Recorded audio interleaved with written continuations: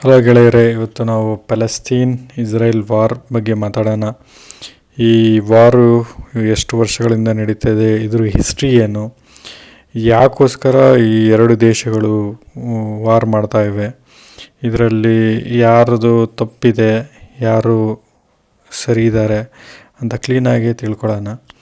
ನಮಗೆ ಗೊತ್ತಿದ್ದಂಗೆ ಹೆಂಗಂದರೆ October 7, 2023 mass ಗಾಜಾಯಿಂದ ಇಸ್ರೇಲ್ನ attack ಮಾಡುತ್ತೆ.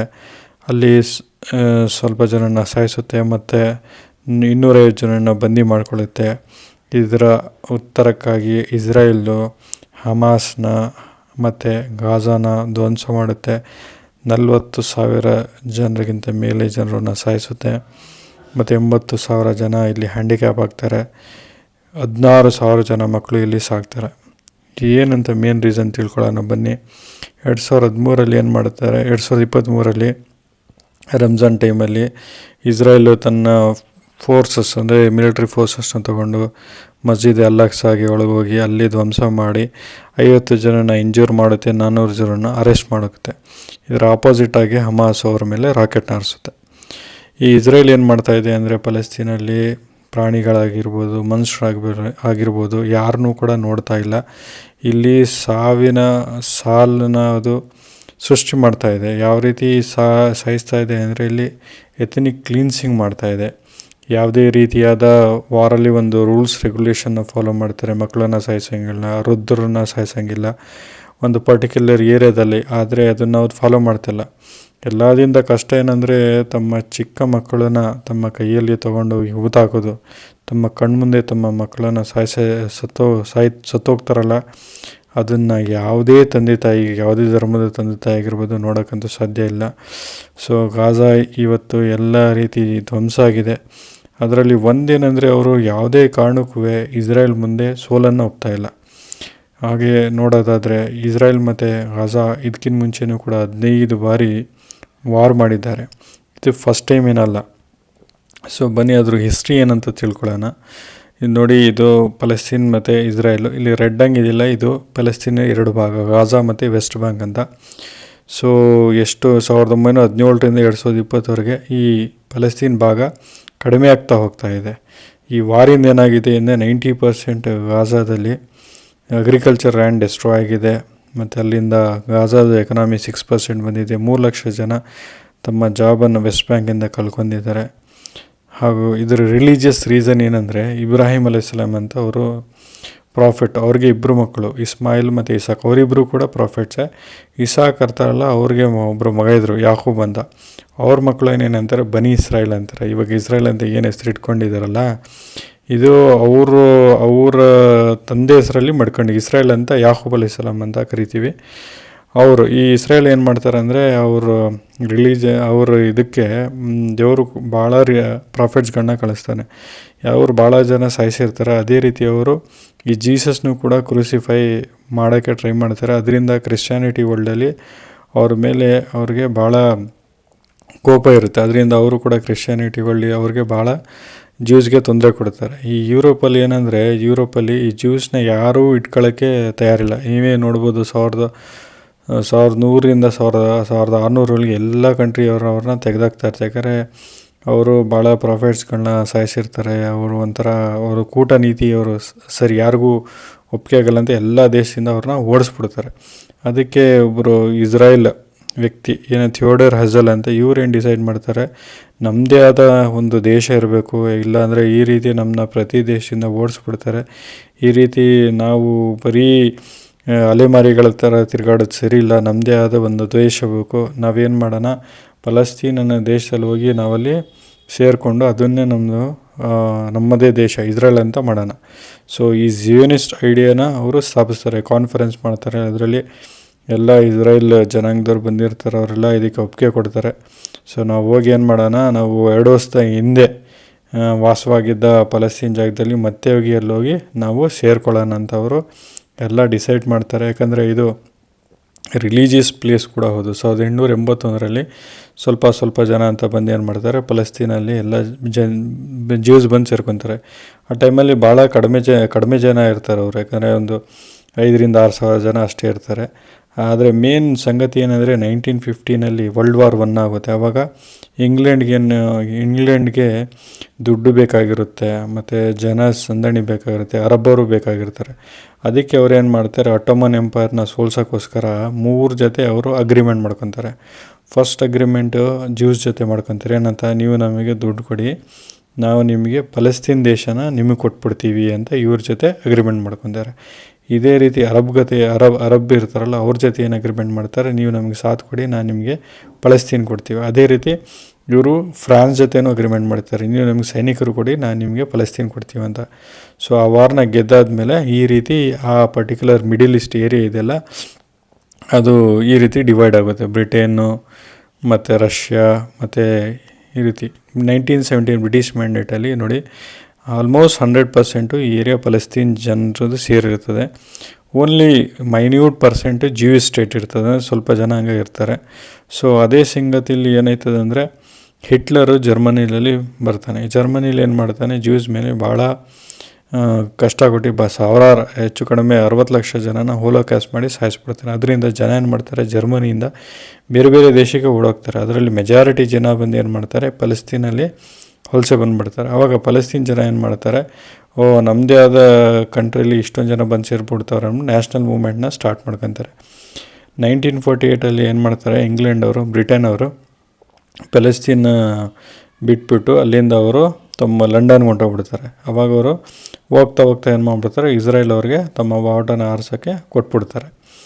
ಅದಾದಮೇಲೆ ಏನು ಮಾಡ್ತಾರೆ, ಇವ್ರು UN ಅವ್ರಿಗೆ ಕೊಟ್ಬಿಡ್ತಾರೆ ಪಾರ್ಟಿಷನ್ ಪ್ಲಾನಿಗೆ, ಯುನೈಟೆಡ್ ನೇಷನ್ಸ್ಗೆ ನೀವು ಡಿವೈಡ್ ಮಾಡಿ ಅಂತ. ಅರಬ್ ಅವ್ರಿಗೆ 45, ಇಸ್ರೇಲ್ ಅವ್ರಿಗೆ 55. ಆಮೇಲೆ ಈ ರೀಜನಲ್ ಪ್ಲೇಸ್ ಐತಲ್ಲ ಜೆರೂಸಲೇಮು, ಇದನ್ನು ಇಂಟರ್ನ್ಯಾಷನಲ್ ಕಂಟ್ರೋಲಲ್ಲಿ ಮಡಿಕೊತಾರೆ. ಯಾಕಂದರೆ ಇದು 3 ಜನಾಂಗಕ್ಕೂ ರಿಲಿಜಿಯಸ್ ಪ್ಲೇಸು, ಜ್ಯೂಸ್ಗೂ, ಮುಸ್ಲಿಮ್ಸ್ಗೂ, ಕ್ರಿಶ್ಚಿಯನ್ಸ್ಗೂ.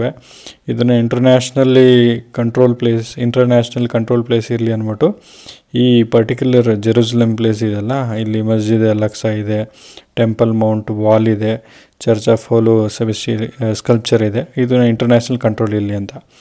ಸೊ 1947 ಈ ಪ್ಲ್ಯಾನ್ ಇರ್ತದಲ್ಲ, ಇದು ಏನಂದರೆ ಅರಬ್ ಕಂಟ್ರಿಯವ್ರಿಗೆ ಇಷ್ಟ ಆಗೋಲ್ಲ. ಸೊ 5 ಅರಬ್ ಕಂಟ್ರಿಯವರು 1948 ಇಸ್ರೇಲ್ ಮೇಲೆ ದಾಳಿ ಮಾಡ್ತಾರೆ, ಅಂದರೆ ವಾರ್ ಮಾಡ್ತಾರೆ. ಆ ದಾಳೀಲಿ ಏನು ಮಾಡುತ್ತೆ, ಇಸ್ರೇಲು USA ಮತ್ತು ಯುರೋಪಿನ ಸಪೋರ್ಟ್ ಏನು ಮಾಡಿಬಿಡುತ್ತೆ, 5 ಅರಬ್ ಕಂಟ್ರಿಗಳನ್ನ ಸೋಲಿಸ್ಬಿಟ್ಟು ಏನು ಮಾಡ್ತದೆ, ಈ ವಾರ್ ಅದಕ್ಕೆ ಏನಾಯ್ತದೆ. ಸೊ ಭಾಳ ಫಲಸ್ತೀನ್ ಜನ, ಹೆಚ್ಚು ಕಡಿಮೆ 7.5 ಲಕ್ಷ ಜನನ ಅವ್ರದ್ದೇ ಆದಂಥ ಸ್ವಂತ ಕಂಟ್ರಿಯಿಂದ ಅವ್ರನ್ನ ಓಡಿಸ್ಬಿಡ್ತಾರೆ. ಅಂದರೆ ಅವರು ಗಾಜಾ ಮತ್ತು ವೆಸ್ಟ್ ಬ್ಯಾಂಕ್ ಇದೆಯಲ್ಲ, ಅವೆರಡು ಜಾಗದಲ್ಲಿ ಹೋಗಿ ಅವರು ಸೇರ್ಕೊತಾರೆ. ಈ ಸಂಗತಿನ ನಾವೇನಂತೀವಿ, ಎಕ್ಸೋಡಸ್ ಅಥವಾ ನಗ್ಬಾ ಅಂತ ಕರಿತೀವಿ. ಇದರಿಂದ ಬೇಸದ ಜನ ಏನಾಗುತ್ತೆ, ಫಸ್ಟ್ ವಾರ್ ಆದಟ್ಟಿಗೆ ವೆಸ್ಟ್ ಬ್ಯಾಂಕು ಜಾರ್ಡನ್ ಕಂಟ್ರೋಲಲ್ಲಿ ಬಂದುಬಿಡುತ್ತೆ, ಗಜಾ ಬಂದು ಈಜಿಪ್ಟ್ ಕಂಟ್ರೋಲಲ್ಲಿ ಬಂದುಬಿಡುತ್ತೆ. ಸೊ ಫಲಸ್ತೀನ್ ಅವ್ರಿಗೆ ಏನು ಉಳಿಯಲ್ಲ. ಸೊ ನೆಕ್ಸ್ಟ್ ಏನಾಗುತ್ತೆ, 1916 ಸೆಕೆಂಡ್ ಅರಬ್ ಇಸ್ರೇಲ್ ವಾರ್ ಆಗುತ್ತೆ. ಅದು 6 ದಿನ ನಡೆಯುತ್ತೆ. ಇದರಲ್ಲೂ ಕೂಡ ಇಸ್ರೇಲು ಗೆದ್ದುಬಿಡುತ್ತೆ. ಅವಾಗ 1964 ಫಲಸ್ತೀನ್ ಲಿಬರೇಷನ್ ಆರ್ಗನೈಸೇಷನ್, ನಾವು ನಮ್ಮದೇ ಫಲಸ್ತೀನ್ ನಾವೇ ನಾವು ಇದಕ್ಕೆ ಹೋರಾಡಬೇಕು ಅಂತ ಇವರು ಆರ್ಗನೈಸೇಷನ್ ಸ್ಟಾರ್ಟ್ ಮಾಡ್ತಾರೆ. ಆದರೆ US ಮತ್ತು ಇಸ್ರೇಲ್ ಇದನ್ನು ಟೆರರಿಸ್ಟ್ ಆರ್ಗನೈಸೇಷನ್ ಅಂತ ಡಿಕ್ಲೇರ್ ಮಾಡಿಬಿಡ್ತಾರೆ. 1973 ಇನ್ನೊಂದು ಥರ್ಡ್ ಅರಬ್ ಇಸ್ರೇಲ್ ವಾರ್ ಆಗುತ್ತೆ. ಅದರಲ್ಲಿ ಏನು ಡಿಫ್ರೆನ್ಸ್ ಆಗೋಲ್ಲ, ಅದರ ರೆಕಗ್ನೈಸೇಷನ್ ಸಿಗುತ್ತೆ PLOಗೆ ಅಫಿಷಿಯಲ್ ಆಗಿ, ಇವರು ಫಲಸ್ತೀನ್ಗೋಸ್ಕರ ಇವರು ಹೋರಾಡ್ತಿರೋದು ಅಂತ. ಆಯಿತಾ. ಅದಾದಮೇಲೆ 1979 ಈಜಿಪ್ಟು, ಯಾಕಂದರೆ ಸೋತಿಗಿರ್ತದಲ್ಲ ಸಿನಾಯ್ ರೀಜನ್, ಇದನ್ನು ತಗೊಳ್ಳೋಕ್ಕೋಸ್ಕರ ಅದನ್ನು ರೆಕಗ್ನೈಸ್ ಮಾಡುತ್ತೆ. ಈಜಿಪ್ಟ್ ಮತ್ತು ಇಸ್ರೇಲ್ 2 ಪ್ರೈಮ್ ಮಿನಿಸ್ಟರ್ಗಳಿಗೆ ಇಲ್ಲಿ ನೋಬೆಲ್ ಪ್ರೈಸ್ ಕೊಡ್ತಾರೆ. ಆದರೆ ಮೇನ್ ಏನಂದರೆ 1967 ಒಳಗಡೆ ವೆಸ್ಟ್ ಬ್ಯಾಂಕ್ ಅಂತ ಇರ್ತದಲ್ಲ, ಇದು ಫಲಸ್ತೀನ್ ರೀಜನ್. ಇಲ್ಲಿ ಇಲ್ಲೀಗಲ್ ಸೆಟಲ್ಮೆಂಟ್ಸ್ ಇಸ್ರೇಲ್ಗಳು ಭಾಳ 6,20,000 ಜನ ಬಂದು ಇಲ್ಲಿ ಸೇರಕ್ಕೆ ಸ್ಟಾರ್ಟ್ ಮಾಡ್ತಾರೆ. ಅವಾಗ ಏನು ಇಂಟರ್ನ್ಯಾಷನಲ್ ಕಮ್ಯುನಿಟಿ ಇರುತ್ತಲ್ಲ, ಸೊ ಅದೇನು ಹೇಳ್ತಾರೆ, ಇದು ವಾಲೇಷನ್ ಆಫ್ ಇಂಟರ್ನ್ಯಾಷನಲ್ ಸೆಕ್ಯೂರಿಟಿ ಕೌನ್ಸಿಲ್ ಎಲ್ಲ ಹೇಳ್ತಾರೆ. ಈ ಥರ ಭಾಳ ಸೆಟಲ್ಮೆಂಟ್ಸ್ಗಳು ಇಸ್ರೇಲ್ ಏನು ಮಾಡ್ತಾರೆ, ಈ ಫಲಸ್ತೀನ್ ವೆಸ್ಟ್ ಬ್ಯಾಂಕ್ ಜಾಗ ಇರ್ತದೆ ಅಲ್ಲೆಲ್ಲ ಬಂದು ತಮ್ಮ ಜನರನ್ನ ಅಲ್ಲಿ ವಲಸೆ ಮಾಡೋಕ್ಕೆ ಇಸ್ರೇಲ್ ಇದು ಮಾಡಿಬಿಡುತ್ತೆ. 1993 ಆಸ್ಲೋ ಅಕಾರ್ಡ್ಸ್ ಏನು ಪೀಸ್ ಟ್ರೀಟಿ ಇಸ್ರೇಲ್ ಮತ್ತು ಫಲಸ್ತೀನ್ ನಡುವೆ. ಈ ವೆಸ್ಟ್ ಬ್ಯಾಂಕ್ ಜಾಗ ಇರ್ತದಲ್ಲ, ಈ ವೆಸ್ಟ್ ಬ್ಯಾಂಕ್ ಜಾಗನ ಏನು ಮಾಡೋಣ, ನಾವಿಬ್ಬರು ಕಂಟ್ರಿ ಸೇರಿಕೊಂಡು ಈ ಜಾಗನ ನಡೆಸೋಣ ಅಂತ ವೆಸ್ಟ್ ಬ್ಯಾಂಕ್ ಏರಿಯಾನ ಡಿವೈಡ್ ಮಾಡ್ತಾರೆ. ಏರಿಯಾ ಎ, ಏರಿಯಾ ಬಿ ಮತ್ತು ಏರಿಯಾ ಸಿ ಅಂತ. ಏರಿಯಾ ಬಿನ ಕಂಟ್ರೋಲು ಪಲಸ್ತೀನ್ ಕಂಟ್ರೋಲಲ್ಲಿ, ಏರಿಯಾ ಬಿ ಪಲಸ್ತೀನ್ ಮತ್ತು ಇಸ್ರೇಲು, ಏರಿಯಾ ಸಿಲಿ ಪಲಸ್ತೀನ್ ಫುಲ್ಲು ಇಸ್ರೇಲ್ ಕಂಟ್ರೋಲಲ್ಲಿ. ಇದರಲ್ಲೂ ಏನಾಗ್ತದೆ, ಎಲ್ಲ 80% ಭಾಗ ಇಸ್ರೇಲ್ಗೆ ಹೊಂಟೋಗುತ್ತೆ. ಸೊ ಸ್ವಲ್ಪನೇ ಜಾಗ ಮಾತ್ರ ಪಲಸ್ತೀನ್ ಸಿಗುತ್ತೆ. ಈ ಸ್ವಲ್ಪನೂ ಜಾಗ ಯಾಕೆ ನೀವು ಪಲಸ್ತೀನ್ ಅವರಿಗೆ ಕೊಟ್ರಿ ಅಂದ್ಬಿಟ್ಟು ಇಸ್ರೇಲ್ ಒಬ್ಬ ಏನು ಮಾಡ್ತೀನಿ ಎಕ್ಸ್ಟ್ರೀಮಿಸ್ಟು ತಮ್ಮ ಪ್ರೈಮ್ ಮಿನಿಸ್ಟ್ರನ್ನ ಸಾಯಿಸ್ಬಿಡ್ತೀನಿ. ಯಾವ ರೀತಿ ಅಂದರೆ ಗಾಂಧೀಜಿನ ಗುಡ್ಸೆ ಸಾಯಿಸಿದ್ನಲ್ಲ, ಅದೇ ರೀತಿ ಅವನು ಅವ್ರ ಪ್ರೈಮ್ ಮಿನಿಸ್ಟ್ರನ್ನ ಸಾಯಿಸ್ತಾನೆ. ಸೊ 1987 ಏನಾಗುತ್ತೆ, ಹಮಾಸ್ ಅಲ್ಲಿ ಗಜಾಲಿ ಪೊಲಿಟಿಕಲ್ ಪಾರ್ಟಿ ಸ್ಟಾರ್ಟ್ ಆಗುತ್ತೆ. ಇವರು ಫಸ್ಟು ಅವರು ಎಲೆಕ್ಷನ್ನ ಕಾಂಟೆಸ್ಟ್ ಮಾಡಲ್ಲ, ಅದನ್ನು ಅಪೋಸ್ ಮಾಡ್ತಾರೆ, ಆಯಿತಾ. ಸೊ ಈ ಇಯರು ಇವೆಲ್ಲ ಏನಾಯ್ತದೆ, ವೆಸ್ಟ್ ಬ್ಯಾಂಕಲ್ಲಿ ಇಸ್ರೇಲಿಯನ್ಸು ಭಾಳ ತೊಂದರೆ ಕೊಡೋಕ್ಕೆ ಬ್ರೂಟಲಿ ಮಿಲಿಟ್ರಿ ಆಕ್ಯುಪೇಷನ್ ಸ್ಟಾರ್ಟ್ ಮಾಡ್ತಾರೆ ವೆಸ್ಟ್ ಬ್ಯಾಂಕ್ ಪಲಸ್ತೀನ್ ಜಾಗದಲ್ಲಿ. ದೊಡ್ಡ ದೊಡ್ಡ ಗೋಡೆ ಕಟ್ಕೊಳ್ಳೋದು, ಅವ್ರದ್ದೇ ಸಪ್ರೇಟ್ ರೋಡ್ಗಳು ಕಟ್ಕೊಳ್ಳೋದು, ಫುಲ್ ಸೆಕ್ಯೂರಿಟಿ ಟೈಟ್ ಮಾಡೋದು ಪಲಸ್ತೀನ್ ಅವ್ರಿಗೆ. ಈ ಮಸ್ಜಿದ್ ಅಕ್ಸಾ ಅಂತ ಪ್ಲೇಸ್ ಇದೆಯಲ್ಲ, ಮಸೀದಿ ಅಲ್ಲಿ ಹೋಗೋಕ್ಕೆ ಕೊಡೋಲ್ಲ. ಸೊ ಭಾಳ ಟೈಟ್ ಅವ್ರದ್ದೇ ಕಂಟ್ರೀಲಿ ಅವ್ರನ್ನೇ ಗುಲಾಮರಾಗೆ ಮಾಡೋಕ್ಕೆ ಸ್ಟಾರ್ಟ್ ಮಾಡ್ತಾರೆ ಇಸ್ರೇಲ್ ಅವರು. ಮೊದಲೇ ಅವರು ಇಲ್ಲೀಗಲಾಗಿ ಅಲ್ಲಿ ಬಂದು ಸೇರ್ಕೊಂಡಿರ್ತಾರೆ ಮತ್ತು ಅವ್ರ ಮೇಲೆ ದೌರ್ಜನ್ಯ ಮಾಡ್ತಾರೆ. ಸೊ ಇದರಿಂದ 2006 ಏನಾಯ್ತದೆ, ಗಜಾ ಅನ್ನೋ ಪೊಲಿಟಿಕಲ್ ಪಾರ್ಟಿ ಗಜಾದಲ್ಲಿ ಇದೇನು ಮಾಡುತ್ತೆ, ಹಮಾಸು ಗೆದ್ದುಬಿಡುತ್ತೆ ಓನ್ಲಿ ಸ್ಮಾಲ್ ಮಾರ್ಜಿನಲ್ಲಿ. ಸೊ ಅದಾದಮೇಲೆ ಏನಾಗುತ್ತೆ, ಹಮಾಸ್ ಮತ್ತು ಫತಾ ಇವೆರಡು ಗ್ರೂಪು, ವೆಸ್ಟ್ ಬ್ಯಾಂಕ್ ಮತ್ತು ಗಾಜಾಲಿ ಎರಡು ಸಿವಿಲ್ ವಾರ್ ಆಗುತ್ತೆ. ಸೊ ಗಾಜಾ ಸ್ಟ್ರಿಪ್ನ ಹಮಾಸ್ ಕಂಟ್ರೋಲ್ ಮಾಡುತ್ತೆ, ಫತಾ ವೆಸ್ಟ್ ಬ್ಯಾಂಕ್ನ ಕಂಟ್ರೋಲ್ ಮಾಡುತ್ತೆ. ಇವೆರಡು ಗ್ರೂಪು ಸಪ್ರೇಟಾಗಿ ತಮ್ಮದೇ ಆದ ಈ ಭಾಗಗಳನ್ನ ಕಂಟ್ರೋಲ್ ಮಾಡೋಕ್ಕೆ ಸ್ಟಾರ್ಟ್ ಮಾಡುತ್ತೆ. ಆದರೆ ಮೇನ್ ಇಲ್ಲಿ ಏನು ಇಂಪಾರ್ಟೆಂಟ್ ಏನಂದರೆ, ಈ ವೆಸ್ಟ್ ಬ್ಯಾಂಕಲ್ಲಿ ಈ ಇಸ್ರಾಯೇಲಿಯಸ್ ಏನಿರ್ತಾರೆ ಭಾಳ ದೌರ್ಜನ್ಯ ಮಾಡ್ತಾರೆ. ಸೊ ಭಾಳ ಕಂಟ್ರಿಗಳೇನಂತಾರೆ 2 ಸ್ಟೇಟ್ ಸೊಲ್ಯೂಷನ್ ಮಾಡಬೇಕು, ಇಬ್ರಿಗೂ ಬೇರೆ ಬೇರೆ ಆದ ದೇಶ ಕೊಡಬೇಕು, ಈ ಥರ ಮಿಕ್ಸ್ಚರ್ ಇರ್ಬೋದು ಅಂತಾರೆ. ಆದರೆ ಮೇನ್ ಇಲ್ಲಿ ಏನು ಡಿಫಿಕಲ್ಟಿ ಅಂದರೆ, ಇಸ್ರೇಲಿಯನ್ಸ್ ಏನು ಮಾಡೋರೆ, ಆಲ್ಮೋಸ್ಟ್ 80% ಭಾಗನ ವೆಸ್ಟ್ ಬ್ಯಾಂಕಲ್ಲಿ ಅವರು ಇಲ್ಲೀಗಲಾಗಿ ಎಲ್ಲದನ್ನು ಕಬ್ಜಾ ಮಾಡ್ಕೊಂಡವ್ರೆ. ಅವ್ರನ್ನ ಅಲ್ಲಿಂದ ಓಡಿಸಿದ್ರೆ ಮಾತ್ರ 2 ಸ್ಟೇಟ್ ಸೊಲ್ಯೂಷನ್ ಆಗೋಕ್ಕೆ ಸಾಧ್ಯ. ಯಾಕಂದರೆ ಅವ್ರದ್ದು ಇಲ್ಲೀಗಲ್ ಸೆಟಲ್ಮೆಂಟ್ಸ್ ಎಷ್ಟಾಗಿದೆ ಅಂದರೆ, ಹೆಚ್ಚು ಕಡಿಮೆ 7.5 ಲಕ್ಷ ಜನ ಇಸ್ರೇಲ್ಸು ವೆಸ್ಟ್ ಬ್ಯಾಂಕಲ್ಲಿ ಸೇರ್ಕೊಂಡವ್ರೆ. ಅವರೆಲ್ಲ ಮನೆಗೇ ಕಟ್ಕೊಂಡು, ಸ್ಕೂಲು, ಇಂಡಸ್ಟ್ರಿ ಎಲ್ಲ ಕಟ್ಕೊಂಡು ಪಲಸ್ತೀನ ಆಲ್ಮೋಸ್ಟ್ ಎಲ್ಲ ಕಬ್ಜಾ ಮಾಡ್ಕೊಂಡವ್ರೆ. ಸೊ ಇದೊಂದು ಬೇಸತ್ತ ಇಂಟರ್ನ್ಯಾಷನಲ್ ಕೋರ್ಟ್ ಆಫ್ ಜಸ್ಟಿಸ್ ಏನು ಹೇಳೋರೆ ಇಸ್ರಾಯೇಲ್ಗೆ, ನೀವು ಪಲಸ್ತೀನ್ ಆ ಜಾಗದಲ್ಲಿ ಆಕ್ಯುಪೈಡ್ ಪಲಸ್ತೀನಲ್ಲಿ ಇರೋದು ನಿಮ್ಮದು ತಪ್ಪು, ಆ ಮೊದಲು ಅಲ್ಲಿರೋ ಜಾಗದಿಂದ ನೀವು ಖಾಲಿ ಮಾಡಿ ಅಂತ ಎಷ್ಟೋ ಸಲ ಯುನೈಟೆಡ್ ನೇಷನ್ಸಿಂದ ಇಸ್ರಾಯೇಲ್ಗೆ ಡೈರೆಕ್ಷನ್ಸ್ ಬರುತ್ತೆ. ಏನೇನು ಡೈರೆಕ್ಷನ್ಸ್ ಬರುತ್ತೆ ಅಂದರೆ, ನೀವು ಇಲ್ಲೀಗಲಾಗೆ ಗಾಜಾ ಭಾಗದಲ್ಲಿ, ವೆಸ್ಟ್ ಬ್ಯಾಂಕ್ ಜಾಗದಲ್ಲಿ ಮತ್ತು ಈಸ್ಟ್ ಜೆರೂಸಲಮ್ ಇರೋ ಜಾಗದಲ್ಲಿ ಅದು ಅನ್ಲಾಫುಲ್ಲು, ಲಾಗೆ ಅಗೇನ್ಸ್ಟು. ನೀವು ಅಲ್ಲಿಂದ ನೀವು ಮೊದಲು ಜಾಗ ಖಾಲಿ ಮಾಡಬೇಕು. ಏನೇನು ಸೆಟ್ಲ್ಮೆಂಟ್ಸ್ ಹೊಸದಾಗೆಲ್ಲ ಆಕ್ಯುಪೈ ಮಾಡ್ಕೊಳ್ಳೋದೆಲ್ಲ ನಿಲ್ಲಿಸ್ಬೇಕು, ವ್ಯಾಕೌಟ್ ಮಾಡಬೇಕು ಎಲ್ಲ ನಿಮ್ಮ ಸೆಟ್ಲರ್ಸ್ನೆಲ್ಲ. ಆವಾಗಲೇ ಪೀಸ್ ಪ್ರೋಸೆಸ್ಸು ಆಗೋಕ್ಕೆ ಸಾಧ್ಯ ಅಂತ ಯಾವಾಗಲೂ ಇಂಟರ್ನ್ಯಾಷನಲ್ ಕೋರ್ಟ್ ಆಫ್ ಜಸ್ಟಿಸ್ಸು ಇಸ್ರಾಯೇಲ್ಗೆ ಹೇಳ್ತಾನೆ ಇರ್ತದೆ. ಇಸ್ರಾಯೇಲು ಅವೆಲ್ಲ ಮಾತುಗಳನ್ನ ಕಿವಿಗೆ ಹಾಕೊಳ್ದಂಗೆ ಸ್ವಲ್ಪ ಅಂದ್ಕೊಂಡು ವೆಸ್ಟ್ ಬ್ಯಾಂಕ್ನ ಫುಲ್ಲು ಆಕ್ಯುಪೈ ಮಾಡಿಕೊಂಡು ತಮ್ಮದೇ ಆದ ಒಂದು ಕಂಟ್ರಿ ಹಂಗೆ ಅದನ್ನು ನಡೆಸ್ಕೊಂಡು ಹೋಗ್ತಾಯಿದೆ. ಸೊ ಇದು ವಾರ್ ಕ್ರಿಮಿನಲ್ ಆಗಿ ಗಾಜಾ ಮೇಲೆ ಎಷ್ಟು ದೌರ್ಜನ್ಯ ಮಾಡಿದೆ. ಅದರಿಂದ ICC ಚೀಫ್ ಪ್ರಾಸಿಕ್ಯೂಟರ್ ಏನು ಮಾಡ್ತಾರೆ ಅಂದರೆ, ಈ ನೆತನ್ಯಾಹು ಇಸ್ರಾಯೇಲಿ ಪ್ರೈಮ್ ಮಿನಿಸ್ಟ್ರು ಮತ್ತು ಹಮಾಸ್ ಲೀಡರ್ಗಳನ್ನ ಅರೆಸ್ಟ್ ಮಾಡಬೇಕು. ಯಾಕಂದರೆ ಇಲ್ಲಿ ಮನುಷ್ಯತ್ವನೇ ಸಾಯ್ತೈತೆ. ಹೆಚ್ಚು ಕಡಿಮೆ 40,000, ಅದರಲ್ಲೂ ಕೂಡ 16,000 ಮಕ್ಕಳು ಸಾಯ್ತವ್ರೆ. ಅದನ್ನು ಹೆಂಗಾರು ಮಾಡಿ ನಿಲ್ಲಿಸ್ಬೇಕಂತ. ಸೊ ಎಲ್ಲ ಕಡೆ ಪ್ರೊಟೆಸ್ಟ್ ಆಗ್ತಾಯಿದೆ. USA, ಇಂಗ್ಲೆಂಡಲ್ಲಿ, ಎಲ್ಲ ಯುರೋಪಿಯನ್ ಕಂಟ್ರಿಲಿ ಈ ಜೆನೋಸೈಡ್ನ ಸ್ಟಾಪ್ ಮಾಡಬೇಕು, ಪ್ಯಾಲೆಸ್ತೀನ್ನ ನಾವು ಫ್ರೀ ಮಾಡಬೇಕು, ಪ್ಯಾಲೆಸ್ತೀನ್ಗೆ ಇಂಡಿಪೆಂಡೆನ್ಸ್ ಸಿಗಬೇಕು, ಈ ಥರ ಜೆನೋಸೈಡ್ನ ಅಪಾರ್ಥೈಡ್ನ ನಿಲ್ಲಿಸಬೇಕು ಅಂತ. ಆದರೆ ಗೆಳೆಯರೆ, ಒಂದು ಇಂಪಾರ್ಟೆಂಟ್ ಪ್ರಶ್ನೆ ಏನಂದರೆ, 2 ಸ್ಟೇಟ್ ಸೊಲ್ಯೂಷನ್ ಆಗೋಕ್ಕೆ ಸಾಧ್ಯ ಇಲ್ಲ. ಯಾಕಂದರೆ ವೆಸ್ಟ್ ಬ್ಯಾಂಕಲ್ಲಿ ಆಲ್ರೆಡಿ 80% ಇಸ್ರೇಲ್ ಆಕ್ಯುಪೈ ಮಾಡ್ಕೊಂಡೈತೆ. ಅವರು ಅಲ್ಲಿಂದೆಲ್ಲ ಜಾಗ ಖಾಲಿ ಮಾಡಿದ್ರೆ ಮಾತ್ರ ಪಲಸ್ತೀನ್ ಅವ್ರಿಗೆ ಸಪರೇಟ್ ಏರಿಯಾ ಸಿಗೋದು. ಇಲ್ಲಾಂದರೆ ಏನಾಗುತ್ತೆ, ಇದು ಪೀಸ್ ಪ್ರೋಸೆಸ್ ಆಗೋಕ್ಕೆ ಸಾಧ್ಯನೇ ಇಲ್ಲ. ಸೊ ನಿಮ್ಗೇನು ಅನಿಸುತ್ತೆ, ನಿಮ್ಮ ಅಭಿಪ್ರಾಯ ಏನು, ನೀವು ಕಾಮೆಂಟ್ಸಲ್ಲಿ ತಿಳಿಸಿ.